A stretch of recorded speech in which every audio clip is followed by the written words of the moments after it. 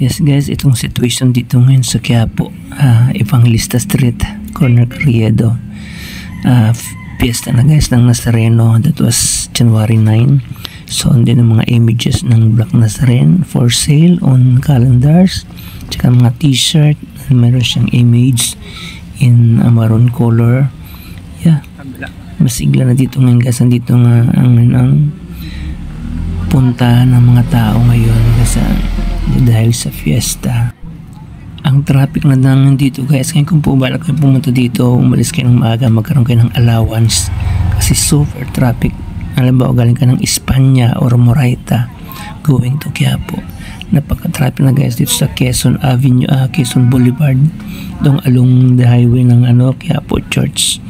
Grabe, napaka-traffic. Kaya kung meron alternate road, iwasan nyo itong Quezon Boulevard along Quiapo Church. Napaka-traffic talaga guys. Grabe, sobra.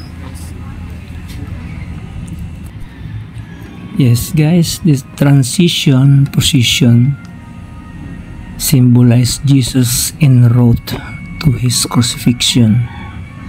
Yeah, dito yun guys magaganap yung position or transition ng Black Nazarene sa Quiapo within the vicinity of Manila. I think galing sa bandang Luneta yan guys. Yeah, sa January 9. Yes guys, maraming mga devotee itong Black Nazarene, mga sumasampalataya. Actually guys, Black Nazarene has been associated with healing, and his image has been used for amulets. Yes, yan, ganyan ang ganap dito guys sa loob ng church.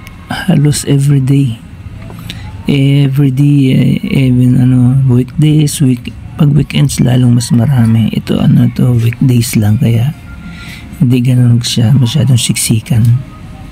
Yeah.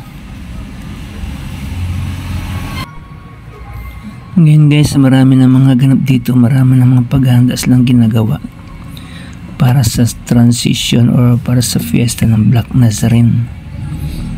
Yes, ito yung going papunta sa may Mercury, Plaza Miranda. Actually guys, ito yung Plaza Miranda, ito yung front ng Quiapo Church. Yan, dito banding sa may Mercury, yan, maraming mga vendors dyan. Nandyan halos na yung palengke, parang wet market guys. Nagkaroon na dyan ng mga pangunahing pangangailangan, kumbaga mga foods, vegetables, mga fruits nandyan sa labas. Yan guys, yung kaganapan dito, paghanda pa sa transition ng Black Nazarene 2025. Si kuya may inayos na parang stage dito sa harap. Hindi ko lang ang gagawin dyan, stage or what, basta meron silang mga ginagawa. Yan namin sa labas ng gasan yung Quezon Boulevard. Yes guys, thank you so much for watching people. Yeah,